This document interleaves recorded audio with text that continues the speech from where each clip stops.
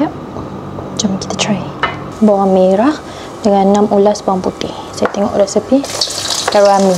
Kita kacau-kacau. Masukkan sekali. Kacau. Okey, masukkan cili padi. Okey, saya tambah lagi cili api. Sebab rasa macam sikit sangat tadi. Boleh masukkan kerang. Saya beli frozen je. Kat Sumiao tu letak kulit lembu, perut lembu. Tak ingat. Resepi karo aming letak kerang. Dan saya sendiri pun memang suka kerang. Saya letak peti ais dalam fridge sebab kamera ni tadi overheat.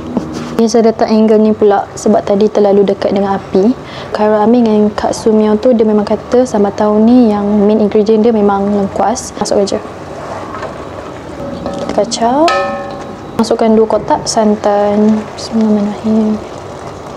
Kita gaul sikit. Dia kena sampai kuah dia macam kuning-kuning pekat macam tu. Asam keping. Garam ni sebenarnya agak-agak. Bismillahirrahmanirrahim. Tapi nampak sedap tak ni.